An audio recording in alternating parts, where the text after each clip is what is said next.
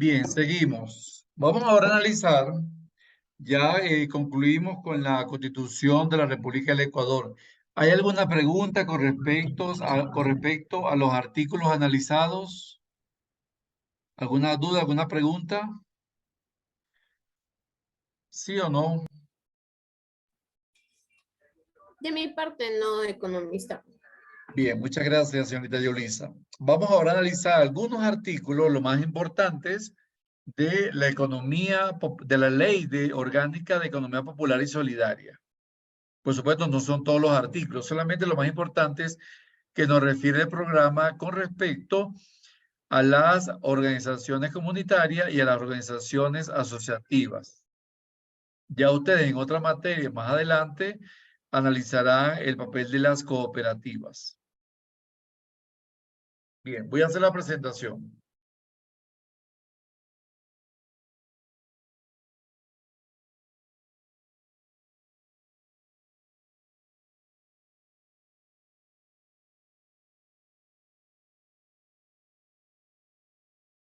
¿Ven la pantalla? ¿Sí? Sí, Bien. Vamos sí. a esperar para hacer la presentación. Vamos a analizar entonces ahora la Ley Orgánica de Economía Popular y Solidaria, luego del análisis de la Constitución de la República del Ecuador en los aspectos económicos. Aquí vamos a trabajar con, como les decía anteriormente, las organizaciones comunitarias y las organizaciones de asociatividad. Ya la cooperativa ya queda para otra asignatura. Un segundito que espera que se amplíe la pantalla de presentación. Que no me da paso.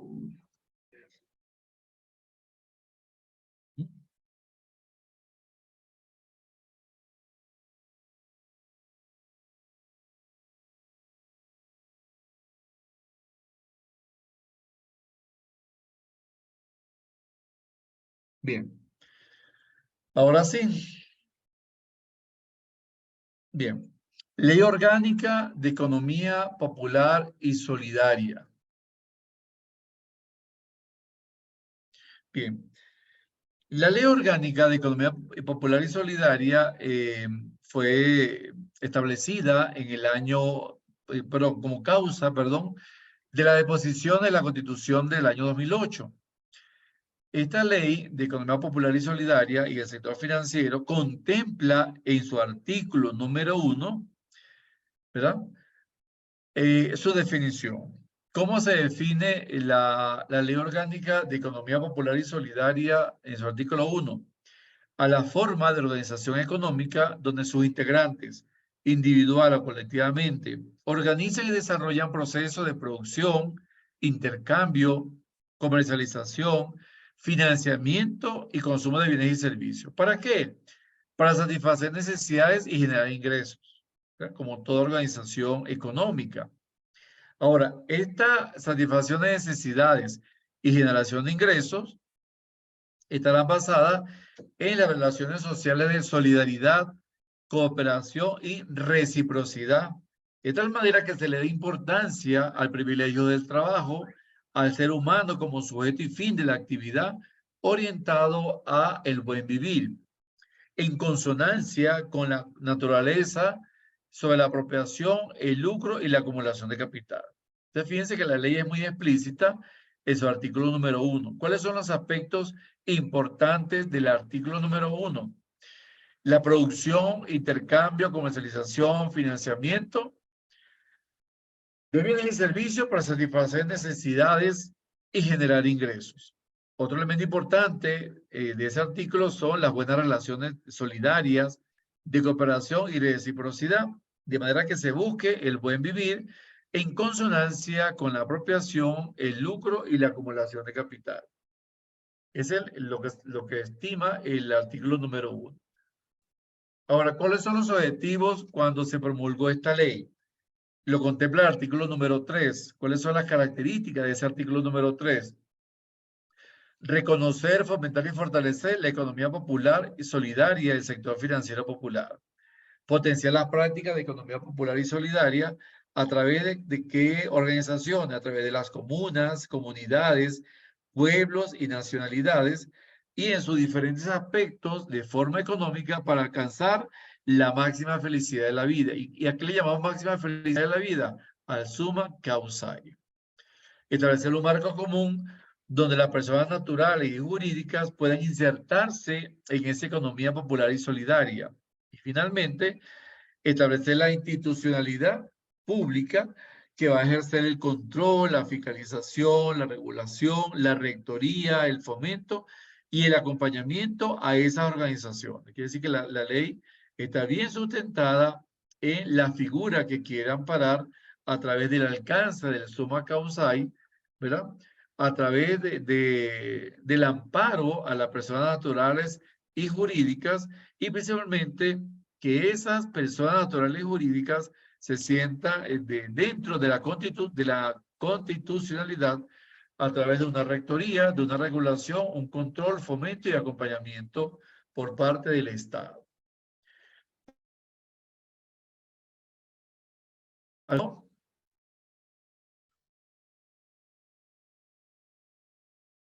Ya va. Un segundo. Me salió.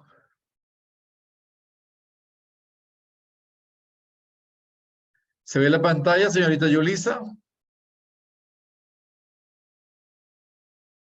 No ¿Y ahora? economista. ¿No? ¿No se Sí, ve? sí, ya ¿Sí? se puede visualizar. Sí, sí, Ok, sí, es que sí. hubo una interconexión. Bien. El artículo 4 contempla algunos principios, ¿verdad? Donde establece que las personas y organizaciones que constituyen estas organizaciones están amparadas por los siguientes principios. ¿Cuáles son esos principios? En forma general, la búsqueda del buen vivir, una prelación del trabajo y capital, donde se permanezcan los intereses colectivos sobre los intereses individuales, es decir, que no hay intereses individuales. Por eso es que la importancia de formar organizaciones, de formar asociaciones, de formar cooperativas, que puedan generar un comercio justo, un consumo ético y responsable. La equidad de género, donde tanto el hombre como la mujer tengan los mismos derechos, obligaciones, los mismos deberes y sean tomadas en cuenta en pro de esas organizaciones, respetando la identidad cultural de raza, credo, color, cultura, a través de la autogestión, es decir, la propia reinversión del capital a través del excedente, ¿verdad? Tomando en consideración también la solidaridad y la rendición de cuentas ante los trabajadores o ante una comunidad. Por eso es que el órgano contralor de esas organizaciones debe tener muy en cuenta la rendición de cuentas, valga la redundancia, porque hay que establecer la comunicación a través de la comunicación estratégica, hay que establecer la información de los estados contables, los estados financieros, a través de auditorías. Y sobre todo, con la responsabilidad social y ambiental y de forma equitativa y solidaria, puedan ser repartidos esos excedentes en forma igualitaria, en forma equitativa. De esa forma, estaremos en presencia de la búsqueda del buen vivir y del bien común. Entonces, fíjense los diferentes principios que están unidos entre sí. ¿Para qué? Para poder lograr una armonía justa entre todos los miembros que componen esas organizaciones. ¿Alguna duda? Bien. El artículo número 8 nos contempla la clasificación de las organizaciones como un sistema. Ese artículo, el artículo 8 contempla cuáles son las organizaciones conformadas por esta ley. Entre ellos, habíamos mencionado los sectores comunitarios, asociativos y las cooperativas, también llamadas unidades económicas populares. En primer orden aparece el sector comunitario, también llamada organizaciones comunitarias.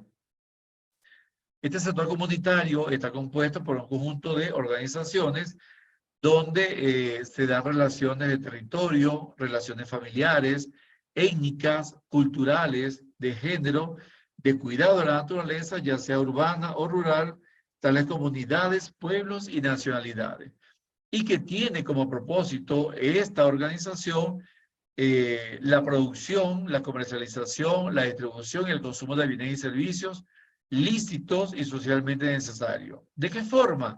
A nivel solidario, autogestionada, en base a lo que establece el artículo número 15. Quiere decir que el sector comunitario está contemplado en la ley en el artículo número 15.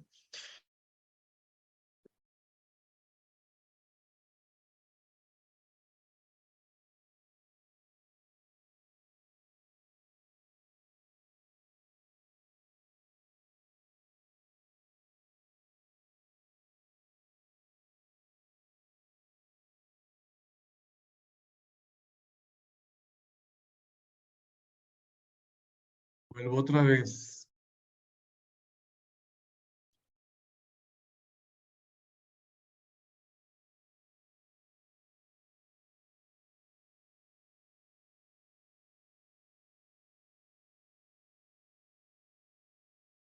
Tenemos interferencia, ¿oyeron? Por eso se nos va la línea cada vez. ¿Alguna duda, alguna pregunta? ¿Sí o no?